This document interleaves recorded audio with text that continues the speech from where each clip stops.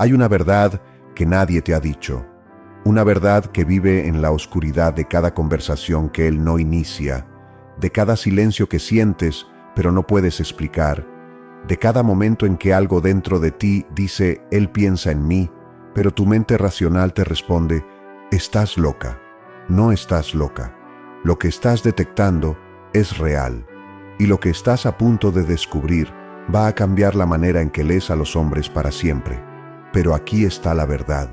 Lo que los hombres sienten cuando te extrañan nunca llega a sus palabras primero. Nunca. Lo que sienten va a otro lugar. Va al subconsciente. Va a ese espacio oscuro y no explorado de la mente donde habitan los deseos que no se atreven a nombrar, los miedos que disfrazan de indiferencia y las necesidades que aprenden a reprimir desde niños porque el mundo les enseñó que sentir demasiado es señal de debilidad. Sigmund Freud lo sabía. El subconsciente no habla, actúa, se filtra, se cuela por las grietas del comportamiento cotidiano como agua que encuentra su camino a través de la roca más dura. Y esto es donde se pone peligroso, porque si no sabes leer esas señales, si no conoces los códigos de ese lenguaje invisible, podrías pasar semanas, meses, años, interpretando su silencio como indiferencia cuando en realidad es todo lo contrario. Podrías alejarte de alguien que te lleva grabada en el pecho sin saber cómo decírtelo. La mayoría de las mujeres no ve esto, y la razón por la que no lo ven no es porque sean ingenuas, es porque nadie les enseñó a buscar en los lugares correctos, se les enseñó a esperar palabras, se les enseñó que el amor se dice. Pero hay hombres, y escúchame bien, hay hombres que llevan a una mujer dentro de ellos como si fuera un secreto de Estado, como si admitirlo en voz alta fuera firmar su propia sentencia de vulnerabilidad. Carl Jung habló de la sombra, esa parte de nosotros mismos que no queremos ver, que escondemos incluso de nosotros mismos. Para muchos hombres, extrañar a una mujer vive exactamente ahí, en la sombra, en ese rincón que nunca iluminan porque iluminarlo significaría admitir una necesidad. Y la necesidad, para la mente masculina condicionada, es sinónimo de pérdida de control. Pero aquí está lo que nunca admiten. La sombra siempre sangra hacia afuera, siempre. Y cuando sangra, deja señales, señales silenciosas, señales que casi nadie sabe leer, señales que tú, después de este video, vas a reconocer con una claridad que te va a resultar casi perturbadora. Prepárate, porque esto no va a ser cómodo. La primera señal silenciosa. Él aparece, no con palabras, aparece con presencia. Piensa en esto. ¿Alguna vez él ha aparecido justo cuando mencionaste algo? ¿Liqueó una foto tuya de hace meses de golpe? ¿Vio tu historia a las 2 de la madrugada? ¿Te envió un meme sin contexto, sin introducción, sin explicación? O peor aún, ese mensaje que decía simplemente hola llegó justo en el momento en que tú menos lo esperabas. Eso no es casualidad, y esto es donde se pone profundo. El subconsciente masculino, cuando extraña, no dice te extraño. Eso requeriría atravesar demasiadas capas de represión. Lo que hace en cambio es buscar contacto de bajo riesgo, contacto que no lo exponga, contacto que no lo haga vulnerable, un like, un meme, una historia vista, una palabra suelta en el momento menos esperado. Freud lo llamaría un comportamiento de sustitución. La mente no puede tener lo que desea. En este caso, conexión genuina contigo. Entonces crea un sustituto. Algo pequeño, algo que pueda negarse si fuera necesario. Solo era un like, solo era un saludo. No era nada, pero era todo. Lo que él no puede decirte con palabras, lo dice con presencia digital, con apariciones inexplicables, con ese rastro de migas de pan que deja sin darse cuenta porque su subconsciente lo conduce hacia ti incluso cuando su ego consciente lo instruye a mantenerse alejado. La mayoría de la gente no ve esto porque busca declaraciones, busca el gesto grandioso, busca la conversación larga y significativa. Pero el hombre que secretamente te extraña no te va a dar eso al principio, porque dártelo requiere cruzar el puente del miedo, y ese puente aterra a la mayoría. Lo que sí va a hacer es orbitar. silenciosamente, consistentemente, como un satélite que no puede alejarse del planeta que lo mantiene en órbita gravitacional. Y ese silencio cambia todo, porque si sabes lo que estás mirando, su silencio deja de sentirse como abandono y empieza a sentirse como lo que realmente es: un hombre luchando contra sí mismo, la segunda señal silenciosa. Y esta es la que más duele cuando finalmente la ves. Él recuerda todo, no el todo que te diría en voz alta, el todo que se cuela en conversaciones sin que él se dé cuenta. Menciona algo que dijiste hace 3 meses, como si lo acabara de escuchar. Recuerda esa canción que te gustaba sin que tú la hayas mencionado desde entonces. Sabe exactamente cómo tomas el café, aunque no hayan hablado en semanas. Hace una referencia a una película, a un lugar, a una frase que solo tiene sentido si llevara tiempo pensando en ti. Aquí está la verdad que nadie quiere decirte: la memoria humana no es neutral. No guardamos lo que queremos recordar, guardamos lo que nos importa emocionalmente.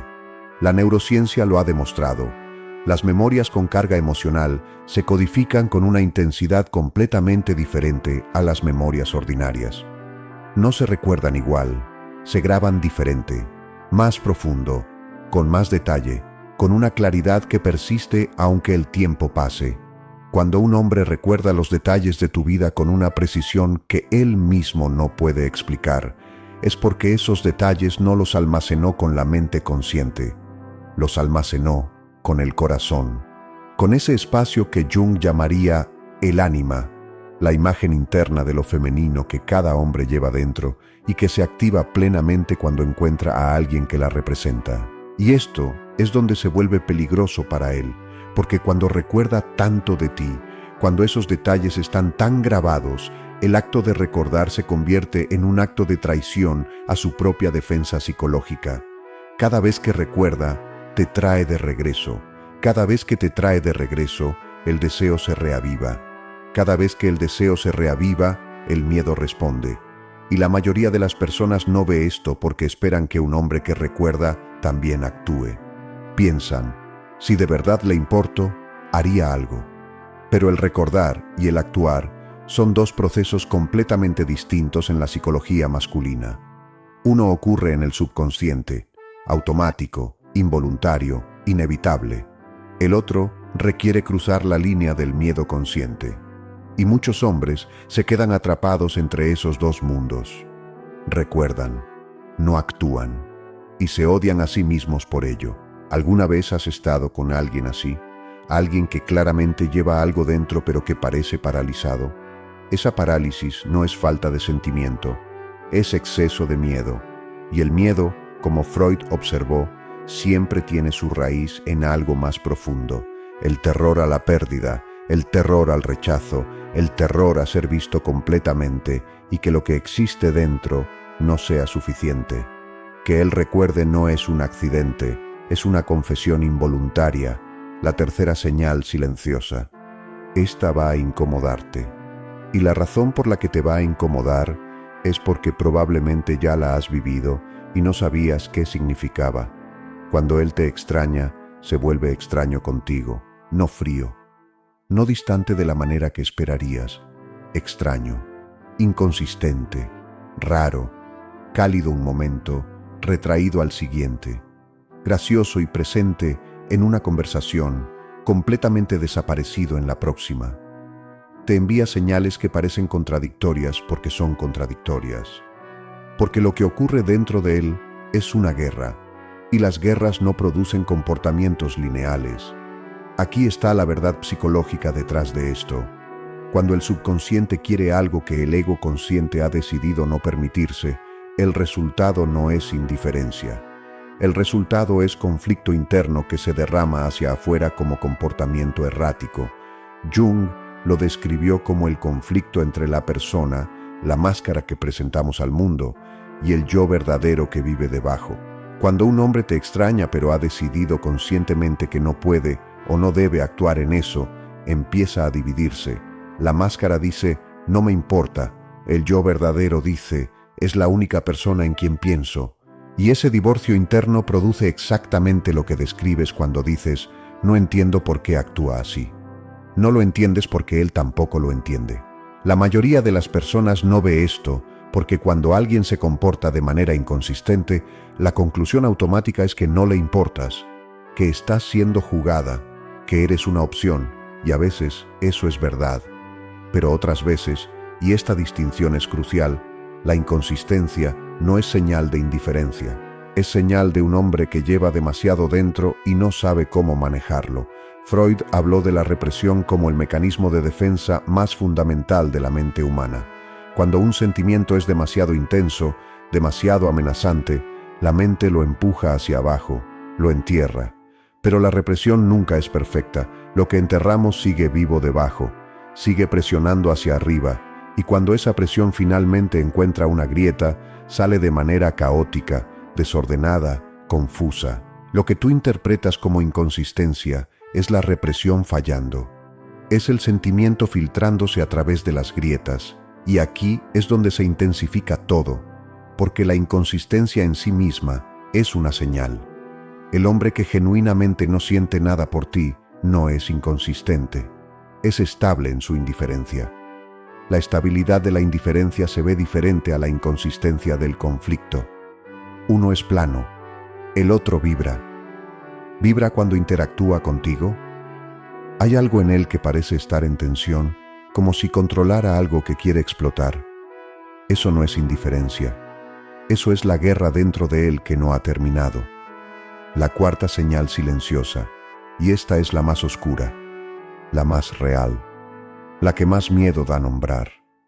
Él te cela sin tener derecho, no dramáticamente, no de manera obvia, sutilmente. Un comentario de pasada sobre alguien que te prestó atención, una pregunta que parece casual pero que lleva una carga que tú sientes aunque no puedas probarlo, una tensión en su voz cuando mencionas a alguien nuevo, una respuesta fría justo después de que publicaste algo que llamó la atención de otras personas. Te cela y ninguno de los dos oficialmente sabe por qué. Aquí está la verdad incómoda que nadie quiere admitir. Los celos no son propiedad de las relaciones formales. Los celos son propiedad de los sentimientos genuinos. Y los sentimientos genuinos no esperan permisos institucionales para existir. No preguntan si hay un título, una conversación, un compromiso oficial. Los sentimientos existen en su propio territorio, completamente ajenos a las estructuras que la mente consciente trata de imponerles. Cuando él reacciona con ese frío invisible, con esa tensión que podría negarse, con esa mirada que dura un segundo más de lo necesario sobre alguien que te está mirando, lo que estás presenciando es el subconsciente traicionando a la máscara. Y ese silencio cambia todo, porque en ese momento, en ese breve instante en que su control falla, ves al hombre real, no al hombre que decidió protegerse, no al hombre que aprendió a no necesitar, al hombre que te lleva dentro de él como una llama que no ha podido apagar sin importar cuántas veces lo intentó. La mayoría de las personas no ve esto porque los celos sin título son negados en el momento en que se nombran. Si lo señalas, él lo negará, no porque esté mintiendo activamente, sino porque su mente consciente genuinamente no tiene lenguaje para lo que siente en ese nivel. La represión ha sido tan efectiva que él mismo no puede acceder a la verdad en voz alta, pero tú la viste. Y ahora que la nombraste, aunque sea solo aquí, en este momento, entre tú y tu propia conciencia, cambia todo. Ahora quiero que te detengas un segundo, no para reflexionar sobre él, para reflexionar sobre ti. ¿Cuántas veces has visto estas señales y las has ignorado? ¿Cuántas veces te has convencido de que estabas proyectando, que estabas imaginando, que querías ver algo que no existía? ¿Cuántas veces has minimizado lo que sentiste en tu propio cuerpo? Esa certeza visceral, ese instinto que va más allá del análisis racional, porque la mente te decía que no había evidencia suficiente. Aquí está la verdad psicológica más difícil de este video, y la dejo para el final porque requiere que hayas recorrido todo el camino anterior para poder recibirla sin rechazarla. No solo él reprime, tú también. La misma cultura que le enseñó a él que sentir es debilidad, Te enseñó a ti que necesitar es peligroso. Te enseñó que leer señales silenciosas y actuar en función de ellas es arriesgado. Te enseñó a esperar certeza antes de moverte, y esa espera de certeza, esa necesidad de prueba irrefutable antes de permitirte creer lo que ya sabes, es tu propia forma de represión. El subconsciente de él habla, y el tuyo también.